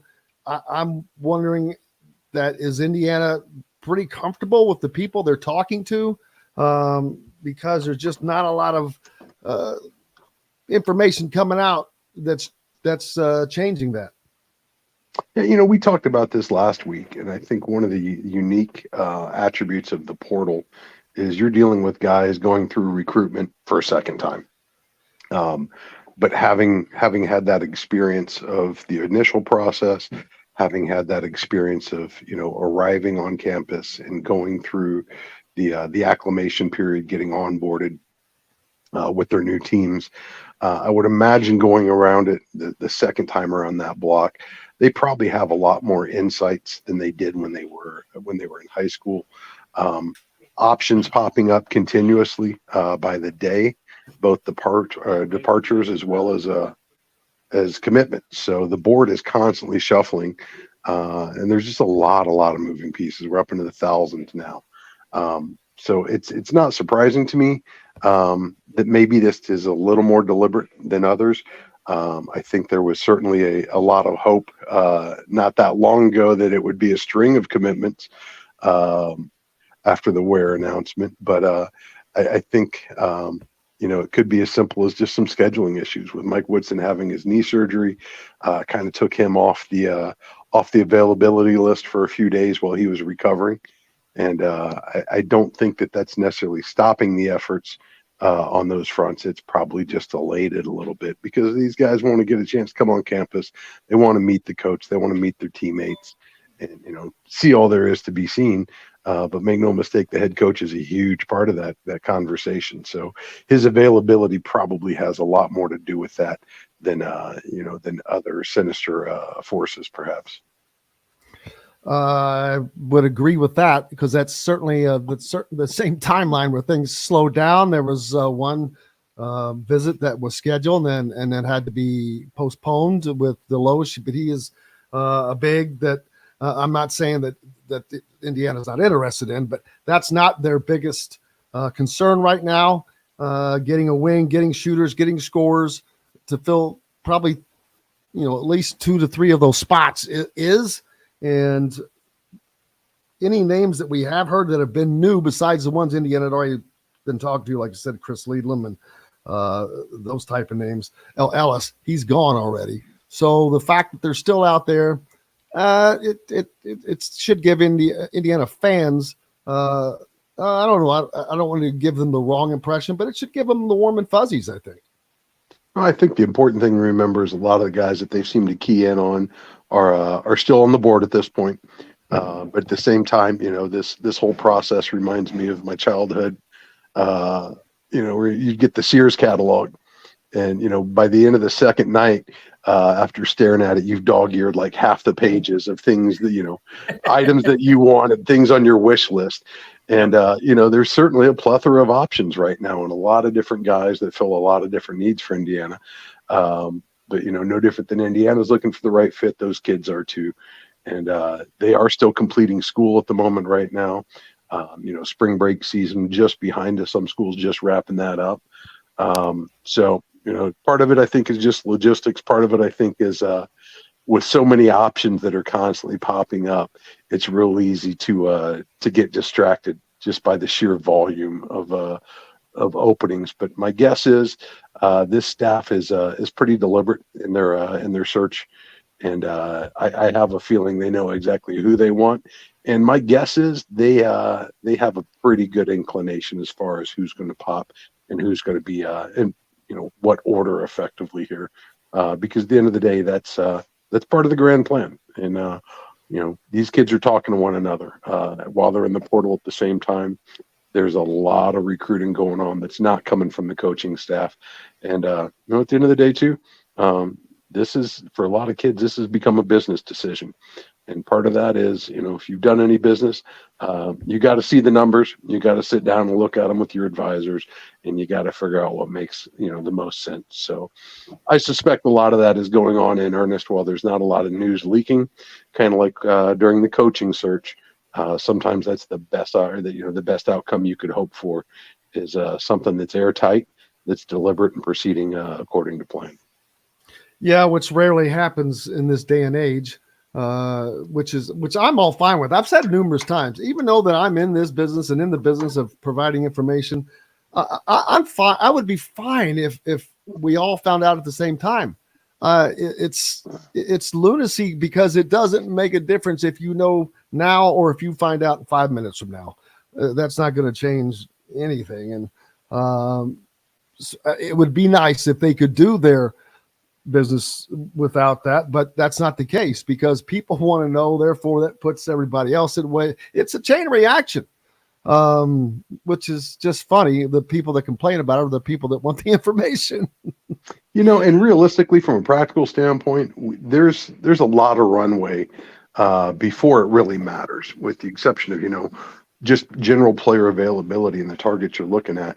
At the end of the day, nobody's going to be able to show up on campus until their respective semesters have ended. And for most schools, that's going to be first, second week in May. And then usually those guys are going to want a break of a week or two before things really ramp up on campus for the off-season workouts. And then you're still about a month away after that from having the freshman report, or pretty close to a month after that. So, there's plenty of time left where it doesn't matter if it's, in 5 minutes or if it's in, 5 more weeks. Operationally, there's really no impact. The big thing here is get the right guys, and then just get them on campus on schedule at that point, and get them here healthy. Because at the end of the day, as we've seen far too often, injuries can derail some of the most promising teams simply because the guys don't get enough time to get some run up and down the court together. And that's really what the offseason is going to be all about for this team, because there's going to be a lot of new faces in Cook Hall, and getting that chemistry right is going to be everything for Woodson and company. Yeah, because these guys have to finish school. Like, you and I both have mentioned, they have to finish their school year, and they have to do it in a positive way because they have to bring those grades on to wherever it is they go to next, and they can't not be attending class or this and that. It's not a one and done situation. So they have to stay focused on that. So imagine having to deal with all that, deal with all these people calling you, dealing with all these decisions you have to make, dealing with studying, and spring is here. Do you think that where are those guys? Where would you want to be? Outside or doing all the stuff that they're having to deal with? So it's a lot. And the visits and so getting all that arranged, there is a lot to it, man, and it'll happen. But what's up next for you? Are you going to be attending the Little 500? Hell no, brother. Exactly. I'll tell you what, we have officially reached the age where you are far, far more likely to see my children out at Little Five than you will myself. We're having a little gathering with some friends and some family over at the house this weekend. And just going to lay low a little bit here. As we were talking in the break, the town's population is set to double here this weekend. The police population is set to triple. It's one of those where it's don't get me wrong. This is one of the greatest times of my life. Many times over Little Five. This is actually going to be the 26th anniversary here in a couple of days of my first date with my wife. As a matter of fact, I was able to lure her to Bloomington for a Little Five party we had out on East 10th Street at my house, affectionately known as the Compound. 4 bands, 9 kegs. It was a good time. She brought a date, and I never did figure out how that poor son of a gun got home. But no, it's a weekend that's very near and dear to our hearts. But it's also one at this point in our lives, we are more than content to stay home and stay safe. And I hope everybody else, while maybe not staying home, is able to stay safe and most importantly, take care of one another. Absolutely. Agree with that as well. Chronic, thanks a lot, sir. We'll talk to you next week. Thanks for having me, guys. We'll catch you then. Chronic Hoosier joining us here on Indiana Sports Beat Radio, brought to you by Andy Moore Honda and Hank's Pizza Mac. Make sure you stop by. That's the former Swing In Pizza. Man, they've got tons of great Mac bowls that are incredible. Southwest, Buffalo, Blazing, Memphis Mac, Loaded Potato Mac, all kinds of things. Pizza as well, wings. We've got lots more coming up here on Indiana Sports Beat Radio. Dustin Schutte is going to have to step out. How's your day, brother? What's up? What are you off to? Just living the dream, man. I'll be back tomorrow. Can't wait. Looking forward to it. We're back with more Indiana Sports Beat Radio right after this. We'll be right back to the golf club at Eagle Point Studios for more Indiana Sports Beat Radio with Jim Coyle, presented by Endeavor Hospitality Group and Andy Moore Honda of Bloomington. If you're in the market,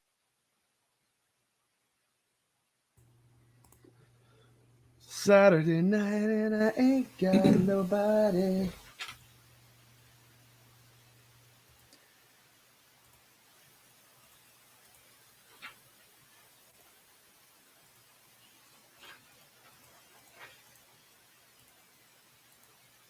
Saturday night and I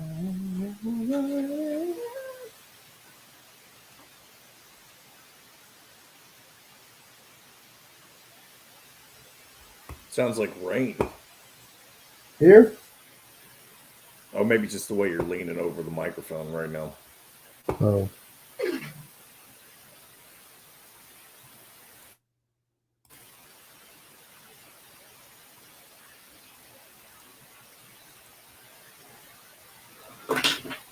Oh, oh, oh, my darling. Do, do, do, shoo, do, do.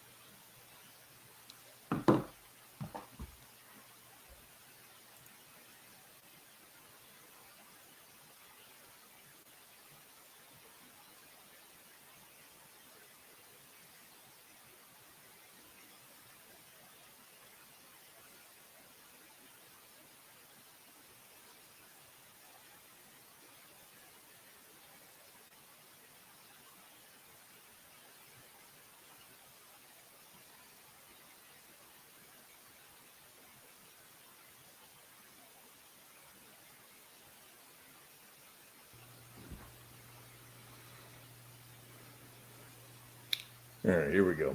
Owned and operated by Endeavor Hospitality Group, launched from a previous staple in Bloomington, the former Function Brewing, Metalworks Brewing Company is the culmination of a passion for beer, food, and custom metal art. Check out their custom growlers. Metalworks Brewing Company has an updated menu, new brews, and will be offered in all Endeavor Hospitality restaurants. Come taste with Dr. Hops' Brewing.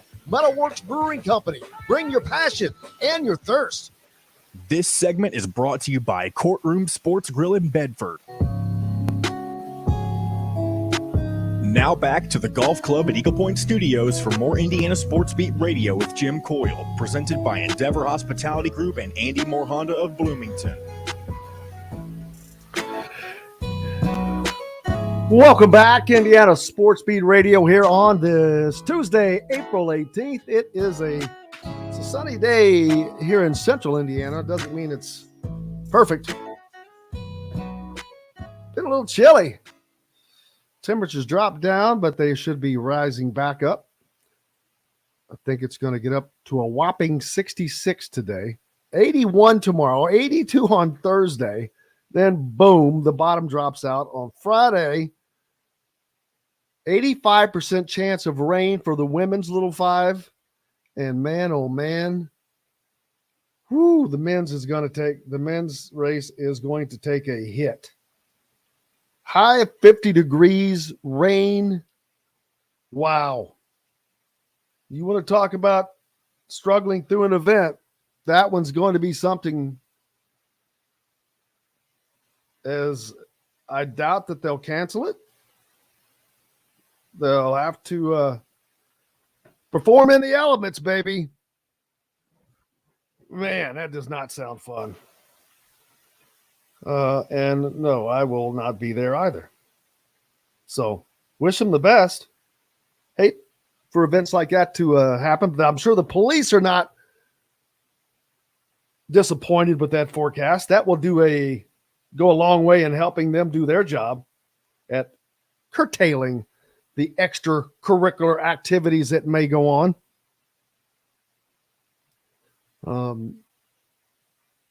Which were many when I was in school. Trust me. Who we're hearing, the names that Indiana basketball has been talked about, whether it's Dalton Knecht or the kid from Leadlam, from Harvard, Hunter Dickinson's still out there. Guys like that. Now, if he came, then that would replace someone like Deloche that had been talked about. We talked about on here, and his is the trip that to Bloomington that had to be canceled because of Mike Davis's knee surgery, his visit. And while that was done, he instead went to Penn State to visit his former coach, Mike Rhodes, formerly of VCU, where his former teammate, the A-10 Player of the Year, had already announced his intentions to go. So not much movement right now, but I expect that to start changing, like I said, this week. Just from a standpoint of getting things lined up. But I think the fact that you haven't heard much is, I think that's a benefit for Indiana personally.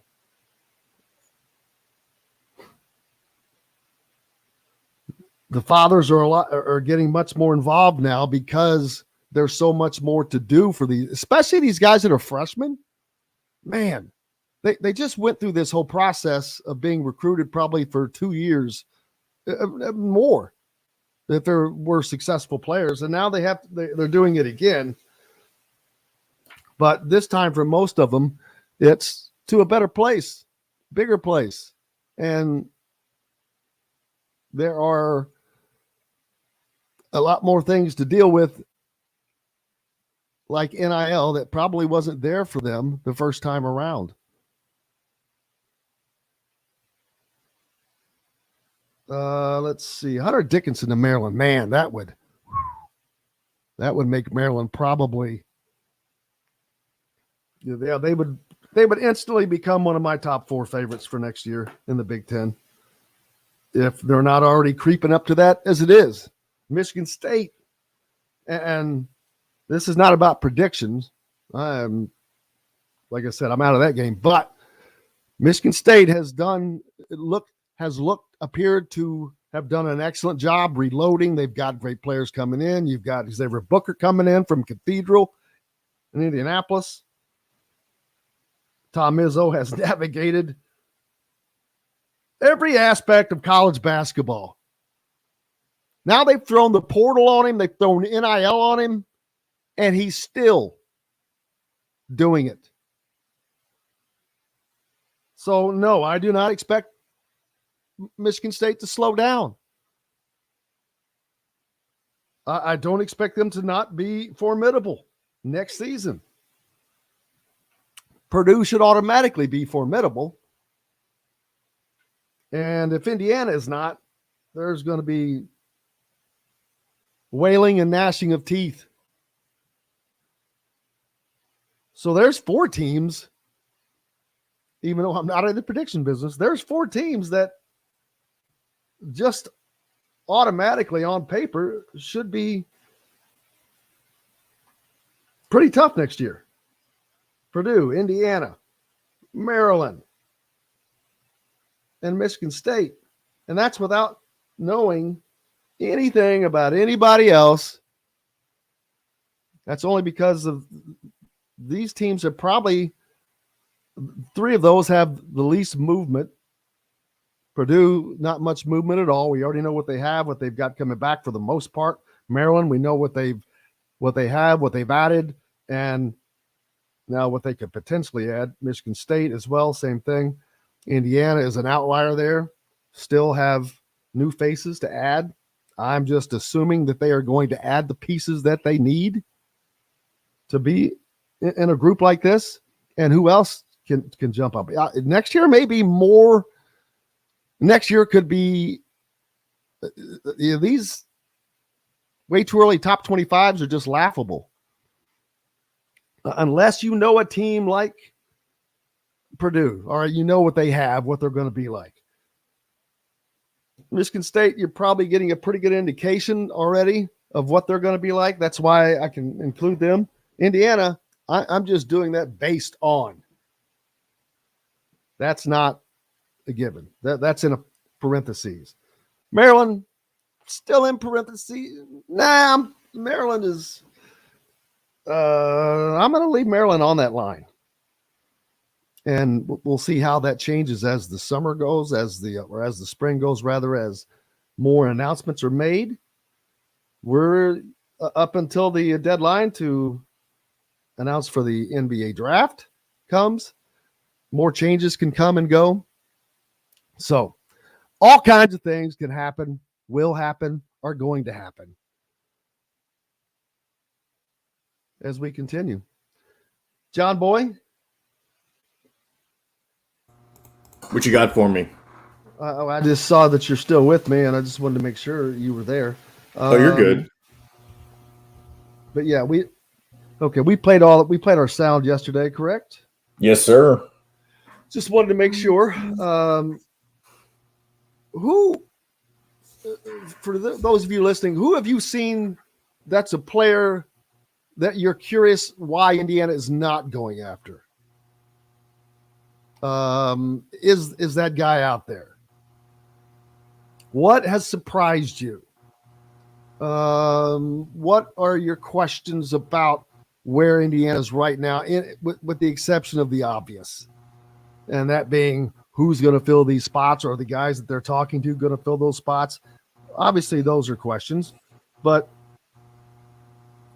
what are your questions? Who do you like? Who do you wish Indiana was looking at, and why? Here's a question, and it's not exactly about a player in the portal, but it does have to do with Indiana's roster. And we may have talked about this before, at least to some extent. But what is the latest the NCAA can wait to give the ruling on Xavier Johnson, because that's really one of the most important pieces in terms of current players that still need to be kind of answered before next year. I don't know that they don't have a rule against themselves, I'm sure. But there's not a deadline where they can make a ruling on that, because that's, I mean, as we obviously know, the NCAA is unfair, and if there is genuinely no timeline that they have, it wouldn't surprise me if we don't hear anything back until a couple of weeks before the season starts. Well, I don't. No, I mean, I think that'll. I'm going to be shocked, first of all, if it does not go Xavier Johnson's way and Indiana's way. No, I agree. I wouldn't be shocked. And either. I will be. I will. Oh, be you shocked will be if it shocked. doesn't. Okay. Yes. And I would be surprised if that doesn't happen sometime relatively soon. But here's the thing: how many waivers were requested? Where is he in the line of waivers? We heard about Joey Baker. Was that yesterday or the end of last week? I can't remember now. Regardless, what's the line? Is there 3 more people in front of him? Is there 5? What? I don't know. If I don't think that Xavier's is going to take as long. I think they're going to be fine, and I know everyone wants to know, but I don't think that Indiana is in a panic about it. If they were, they would have actively been recruiting a point guard for backup, even though you have Cups coming in. He's not Xavier Johnson. I doubt. I don't know how well he's going to have to pick up defensively immediately. That's defense is probably going to be the hardest thing to pick up rather than the offense for those guys, which has been the case. But we'll see. I just think that I am not anticipating any problems with that. I don't know when that's going to happen, but neither does anybody else. If Indiana knew, they would tell you, hey, we're going to know on June 1st or 5th, 15th or whatever. When does the NCAA finish it? Again, if it's like you waiting for something from the insurance company. Yeah, I promise you, if you reach out to them and they're not going to give you a date, they'll say, well, we're going through the process. Well, what is the process? They're not going to tell you that either. That's kind of funny considering it is tax day. And of course, us as taxpayers, we have to have our things in by a certain time, but they can just do whatever the hell they want in terms of when they want to give you returns back and all those kinds of things. Well, here's the thing again, though. If you have 5 people requesting waivers this year as opposed to 15 the previous year, you will need either more people or more time to go through those. Again, how many there were this year, I don't know. Where is he in line? I don't know. That's probably the biggest things that's they're dealing with. And then they probably are going to narrow it down to whether or not this extra 9 minutes warrants vacating a season for. And that's what when you just, I would not anticipate it's going to go much longer because he will not come back to school if that were the case. And that's kind of the issue. Michael brings up this comment right here, and it makes perfect sense. One would think the NCAA would prioritize the Johnson decision as what happens impacts many in the portal, and not only for with Indiana's sake, but for what, and I guess Xavier Johnson, he would be out of eligibility altogether, so he wouldn't be able to play anywhere. But it would impact Indiana in terms of they're essentially. I mean, I know Mike Woodson's not afraid to over recruit. He's said that. But at the same time, you still can't if you end up having too many scholarship players, and Xavier Johnson, and part of that reasoning is because Xavier Johnson gets deemed eligible to come back.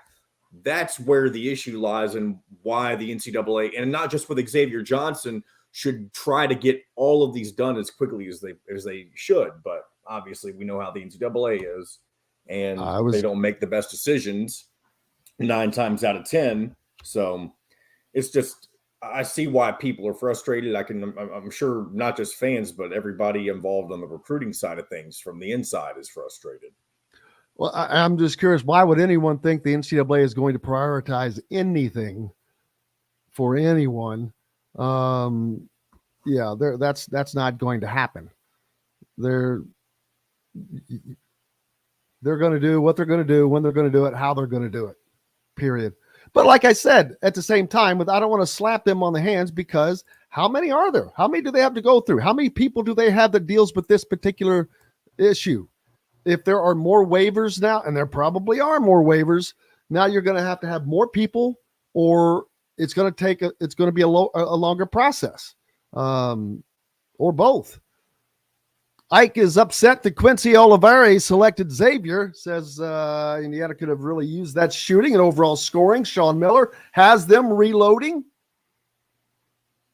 Yeah, a lot of teams have reloaded and reloaded quickly. But it has to be the right piece. And if Indiana is just waiting for the exact right piece to be able to make that happen, I'm sure Indiana fans will be happy in the end. But what happens after all this waiting? And even if they get what they want, will Indiana fans be happy? What if they don't get what they want? That's going to leave. Then, we'll wait to go there if that were to happen. But, Indiana fans would be kind of up in arms if they don't get these guys, these quality players that have been named, that they're shooting for. What's the timeline on Chris Liedland's decision? There are no timelines set out. But like I said, I would just think, you would think that by now he has all the information that he needs. But he's in no hurry. He still has to finish his school year. All these guys have to finish their school year. So nothing they decide is going to get them any place quicker. It's not going to, it's not bothering them as much, probably. It absolutely is not bothering them as much as it's bothering the fans. The fans want to know more than anything. Yeah.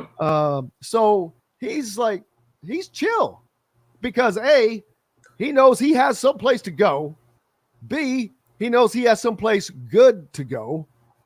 C, he knows, it sounds like if it is Indiana, these couple of guys, they are waiting for them. And maybe they've been told that they're waiting for them. I don't know what has been said behind the scenes right now. So, yeah, it's not going to be that. That's not going to happen. They're going to get guys in. There's no question. And the fact that there has been a little movement with the other names, like I said, it just seems like no one is in a hurry or upset. It's just wanting to know. So, and this is something new. You normally, a couple of years ago, you didn't have this to even think about wanting to know.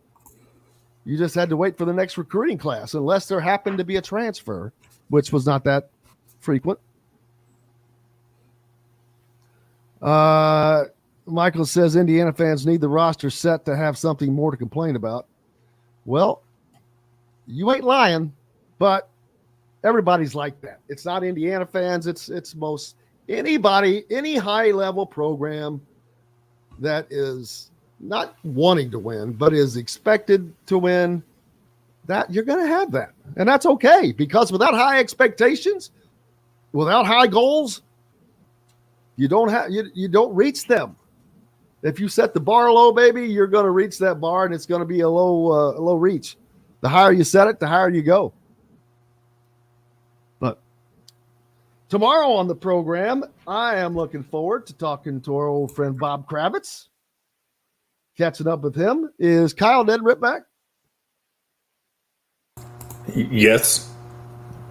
Perfect. From the Indy Star, and newly minted Hall of Famer Rick Bozich, adding another Hall of Fame to his lengthy resume, the Indiana Sports Writers and Sportscasters Association. He was inducted into that 2 days ago.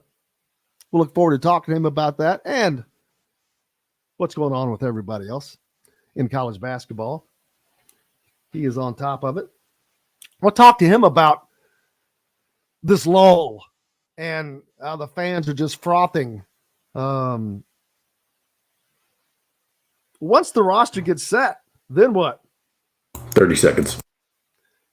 Looking forward to that. So lots more to get to tomorrow. Thanks a lot for everybody on the program today. Thanks a lot to, of course, Dustin Schutte, Mike DeCourcy from the Sporting News, Chronic Hoosier, of course, John, the producer, for keeping us between the white lines. Most importantly, thanks to you guys. Without you, we've got no reason to be here. Back tomorrow to do it all again. Can't wait. Until then, I am Jim Coyle. I will see you guys on the radio. Thanks for listening to Indiana Sports Beat Radio. Be sure to subscribe to our YouTube page for more clips and team coverage of Indiana basketball, football, and more. You can also find full episodes and tons of other content on thehoosier.com. We'll see you next time for another edition of Indiana Sports Beat Radio.